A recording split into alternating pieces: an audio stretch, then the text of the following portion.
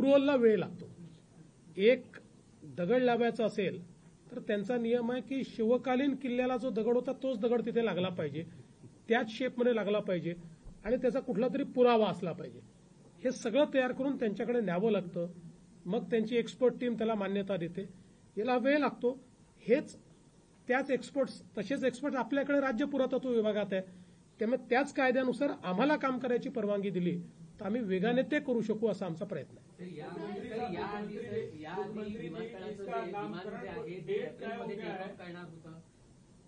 विमान जे आहे नवी मुंबई विमानतळावरून एप्रिलमध्ये टेक ऑफ करणार असं सांगण्यात आलं होतं आणि आता सप्टेंबरची टार्गेट दिलेलं आहे. तर नेमके कोणतेही अडथळे होते ज्यामुळे ही तारीख पुढे गेली आणि या व्यतिरिक्त नामकरणाचा जो प्रस्ताव आहे जो केंद्र शासनाकडे पाठवलेला आहे त्याचा अपडेट काय आहे? मी आपल्याला जसं सांगितलं की खरं म्हणजे मध्यंतरीच्या काळामध्ये आपल्याला माहिती आहे की राज्यातल्या इन्फ्रास्ट्रक्चर प्रोजेक्ट्सला एक प्रकारे वेगच त्याचा मंदावण्याचं काम हे 2.5 वर्ष झालं आणि त्याचा फटका सगळ्याच आपल्या इन्फ्रास्ट्रक्चर प्रोजेक्ट्सला पडला आहे आणि मग त्याचा कॅस्केडिंग इफेक्ट असतो. त्यामुळे हे खरंच आहे की आम्हाला एप्रिलपर्यंत पूर्ण करून ऑगस्टमध्ये विमान उडवायचं होतं, पण ते काही आता शक्य नाही आहे. पण आता इथली प्रगती पाहिल्यानंतर हे मी सांगू शकतो की अतिशय चांगली प्रगती झाली आहे. 94% काम पूर्ण झालं आहे, 6% काम बाकी आहे, 13,000 वर्कर काम करतायत. त्यामुळे सप्टेंबरची जी डेडलाईन दिलेली आहे ती आमची डेडलाईन हे लोक डेड करणार नाहीत अशी मला अपेक्षा आहे. आणि नावाचा जो विषय आहे ऑलरेडी राज्य सरकारने त्याचा ठराव केंद्र सरकारकडे पाठवलेला आहे. आम्ही त्याचा पाठपुरावा करतो आहे. शिंदेसाहेब आणि मी पुन्हा एकदा प्रधानमंत्री मोदयांशी त्याबद्दल चर्चा करू. क्या उड़ान के पहले जो विश्वास व्यक्त कर रहे हैं प्रकल्पग्रस्त, उड़ान पहली उड़ान से पहले ही नामकरण हो जाएगा, क्या ऐसा संभव है? देखिए होना तो चाहिए, प्रयास तो वही चल रहा है. सर, एकीकडे राज्यामध्ये अनेक महत्वाकांक्षी प्रकल्प पूर्ण होत आहेत. त्यातच अजून एक महत्वाकांक्षी प्रकल्प म्हणजे शक्तीपीठ महामार्ग. मात्र या शक्तीपीठ महामार्गाला काही महाविकास आघाडीच्या नेत्यांकडून आपल्याला विरोध होताना पाहायला मिळतोय.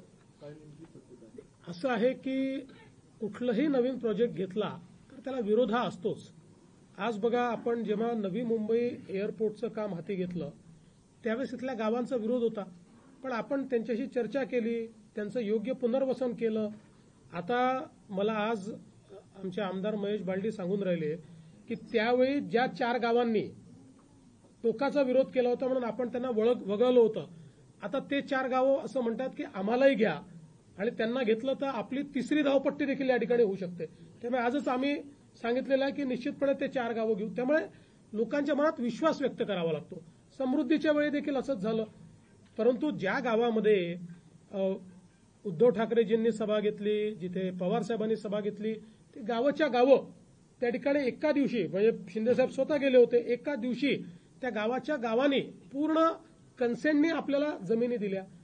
आता शक्तीपीठमध्ये देखील कोल्हापूर जिल्ह्यामध्ये सर्वाधिक विरोध आहे असं सांगण्यात आलं. मध्यंतरीच्या काळात मी गेलो होतो तर अनेक शेतकरी मला भेटले की आम्ही जमीन द्यायला तयार आहोत. काल आपले नीती आयोगाचे जे उपाध्यक्ष आहेत राजेश क्षीरसागर यांनी 60 गावातले प्रमुख सगळे लोक हे मुंबईला बोलवले होते. त्यांच्यासमोर प्रेझेंटेशन झालं आणि प्रेझेंटेशन नंतर त्या प्रेझेंटेशननी समाधान होऊन या 60 गावातल्या लोकांनी आपले 7-12 हे आमचं ॲक्विजिशन करायला हरकत नाही म्हणून हँडओव्हर केले. त्यामुळे मला असं वाटतं की चर्चा आणि विश्वास या 2 गोष्टी महत्वाच्या आहेत. वाशी येथील एपीएमसी बाजारपेठ स्थलांतरित करण्याचा जो विषयाची चर्चा सुरू आहे सर, कितपत सत्यता आहे आणि व्यापाऱ्यांचंही कुठेतरी त्यांनाही मान्य नाहीये की कुठेतरी हे मार्केट स्थलांतरित करण्याचा कुठलाही विषय नाहीये. मात्र आपल्याला आता नवीन जो काही कायदा आलेला आहे याप्रमाणे आपल्याला इंटरनॅशनल बाजारपेठ तयार करता येते, नॅशनल बाजारपेठ आपल्याला तयार करता येते. त्या दृष्टीनं आज आपल्याला या नवीन कायद्याप्रमाणे जर बाजारपेठ तयार करायची असेल तर ती इथे करता येईल का की आपल्याला दुसरीकडे करावी लागेल अशी पडताळणी चाललेली आहे. त्यामुळे कुठलाही निर्णय शेवटी जर आपण शेतकरी आणि व्यापारी आणि काम करणारे माथाडी या तिघांना विश्वासात घेतलं नाही तर काहीच होऊ शकत नाही.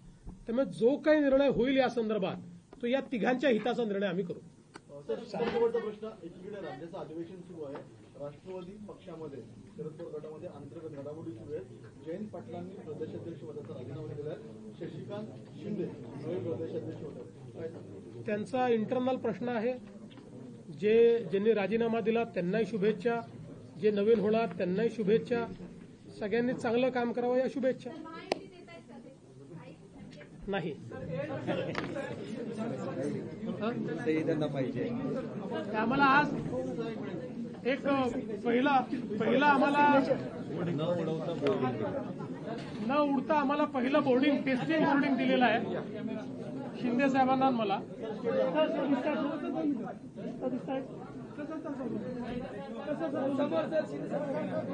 हे टेस्टिंग बोर्डिंग आहे बरं, याच्या मागे कुठलंही विमान नाही आहे. 7 इयर आहे.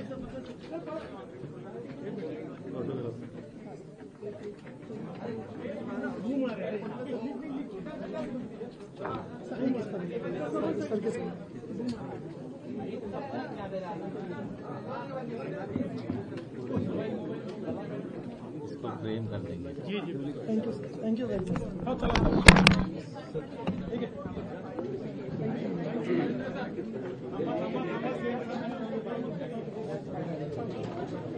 उमेश